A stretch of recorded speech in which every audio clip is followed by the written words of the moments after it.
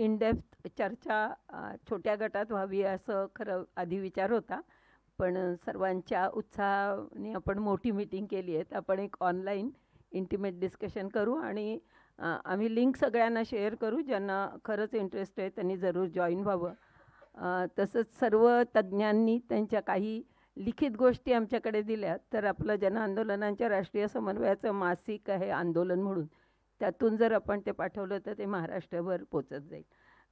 पुढे मी आता बोलवते Ravindra Sinhaji, mission ground वॉटरचे ते प्रतिनिधी आहेत आणि भूजलावर काम करतात. वेलकम. नमस्कार। मैं हिंदी में बात करूंगा। मेरा नाम रविंद्र सिन्हा है। भूजल अभियान करके हमारी संस्था है पुणे में, और ये संस्था बनाई है नागरिकों ने। मैं कोई एक्सपर्ट नहीं हूँ, मैं जियोलॉजिस्ट हाइड्रोजियोलॉजिस्ट नहीं हूँ, मैं आईटी सेक्टर का एक एम्प्लॉय हूँ। पर जो भूजल की समस्या है उसने हमें इस संस्था की तरफ खींचा, और हम लकी थे कि हमारे साथ बहुत लोग जुड़ गए। उसमें से एक्सपर्ट्स हैं जिन्होंने हमें गाइड किया। तो अभी प्रसाद सर ने इसके पहले जो बात की उसमें 2-3 पॉइंट्स उन्होंने बहुत अच्छे कवर किए, और रिलेटेड सब्जेक्ट है पानी का, इसलिए मैं उसको वापस दोहराना चाहता हूँ। वो एक चीज़ उन्होंने बोला कि प्रोसेस की तरफ हमें जाना चाहिए, वो बहुत ज़रूरी है। आउटकम की तरफ तो हम बात करते ही हैं, but process defines the outcome. तो प्रोसेस कैसे हम उसको आगे लेंगे, तो मैं आपको भूजल मतलब पर्यावरण पे जो पर्यावरण से जो भूजल पे जो परिणाम हो रहा है उसके उपाय क्या है, उस पर मैं सिर्फ आपसे 5 मिनट लूँगा। उपाय बहुत टाइप के हैं। एक तो आप एडवोकेसी पॉलिसी मेकिंग में इसको पुश कर सकते हैं, जिसमें एक एग्जांपल है आपका जो भूजल का कायदा है 2009 का हमारे स्टेट का। ये कायदे के जो रूल्स हैं 2018 में ये रूल्स फ्रेम हुए थे, बट ये रूल्स आज तक नोटिफाई नहीं हुए। क्यों नहीं हुए आपको सबको पता है कि भूजल के कायदे के रूल्स को कोई अगर नोटिफाई करेगा तो पॉलिटिकली उसका कैरियर खत्म हो जाएगा, बिकॉज ये कितना वॉलेटाइल सब्जेक्ट है कि उसको नोटिफाई करना बहुत डिफिकल्ट है। बट इसके लिए हमने जो प्रयास किए 2018 में 4200 से ऊपर ऑब्जेक्शंस हमने भेजे गवर्नमेंट को। इतने ऑब्जेक्शन के पास आए कि उन्होंने मुझे कॉल किया कि आप मुझे आपका वर्ड फाइल क्यों नहीं भेज देते हो, आप पीडीएफ में हमें वर्ड फाइल से हम अपना उसका ये बनाएंगे, मैट्रिक्स बनाएंगे, कंपाइलेशन बनाएंगे। तो मैंने भेज दिया उनको। उस पर उसके बाद कुछ उनका फीडबैक नहीं आया, क्योंकि उनको जो हमने मांगे थे पॉइंट्स, बेसिकली वाटरशेड मैपिंग करना अर्बन एरियाज में, जो उन्होंने किया नहीं, रूरल में किया है। फिर नोटिफाई जो करते हैं हम रिचार्ज डिस्चार्ज एरियाज, वो उनको हमने रिकमेंड किया, वो भी नहीं किया। शुगर फैक्ट्रीज को परमिशन दी जाते हैं ड्राउट ईयर्स में, उसके बारे कुछ नहीं किया हमने। जो डिले होता है इन इन नोटिफाइंग ड्राउट, ड्राउट कब नोटिफाई हो रहा है आपका, फेब में हो रहा है। आपको तो पता है मानसून आपका खत्म हो गया तो आपको 70% अगर आपका मानसून है 30% डिफिसिट हो गया है तो you have to notify drought. But अगर आप खींच रहे हो उसको फेब तक, तब तक तो लोग अपना पानी का उपसा चालू ही है। तो ये सब पॉइंट्स थे, उन्होंने कुछ किया नहीं। बट इस पे काम करना ज़रूरी है, because legislation is the high priority high impact aspect जो बोलते हैं हम लो प्रायोरिटी लो इम्पैक्ट पे तो सब काम करते ही रहते हैं, जाके हम सबको बताते रहते हैं आप रेन वाटर हार्वेस्टिंग कीजिए, ये कीजिए, वो कीजिए। बट वो लो प्रायोरिटी लो इम्पैक्ट है। जो हाई प्रायोरिटी हाई इम्पैक्ट है उसमें हम लोग को जुड़ना चाहिए, जो है लेजिस्लेशन पॉलिसी मेकिंग।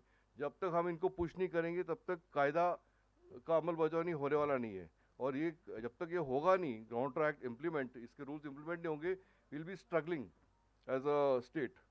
और उसका नतीजा ऐसा है कि सेंट्रल ग्राउंड वाटर बोर्ड जो है, सेंट्रल जो अथॉरिटी है, उन्होंने अभी जो ये किया कि सारे बोरवेल्स और वेल्स जो है उनको आपको लाइसेंस लेना पड़ता है, आपको जाके रजिस्टर करना पड़ता है पोर्टल पे, आपको लाइसेंस लेना पड़ता है अगर आप 20,000 लीटर से ज़्यादा उपसा कर रहे हो ग्राउंड वाटर का। हमने आरटीआई फाइल किया, कितने लोग ने एनओसी मांगा है आपसे in the city of Pune.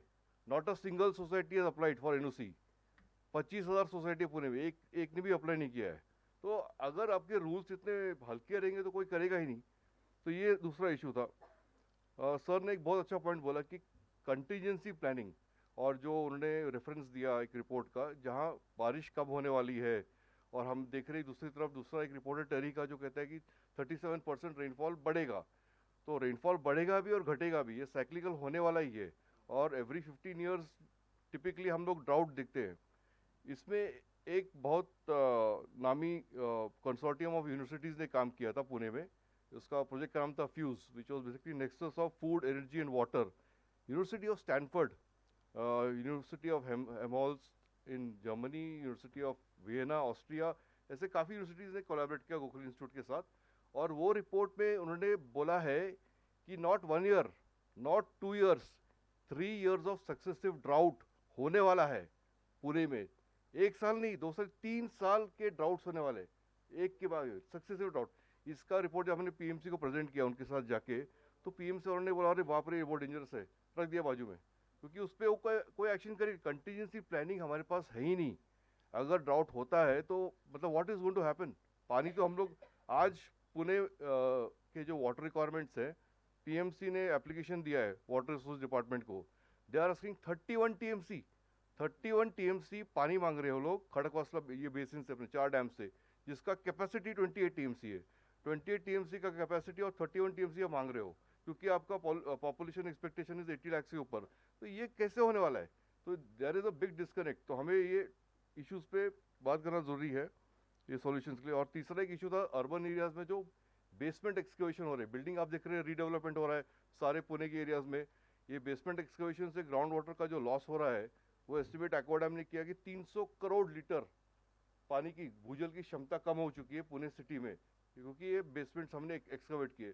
तो हम इस पर एक्शन लेने वाले थे, बट फॉर्चुनेटली एक रिटायर्ड आईपीएस ऑफिसर है वाईपी सिंह, उन्होंने इस चीज़ पे एनजीटी पे पिटिशन डाल दिया है, तो एटलीस्ट कुछ ना कुछ काम उस पर आगे बढ़ेगा।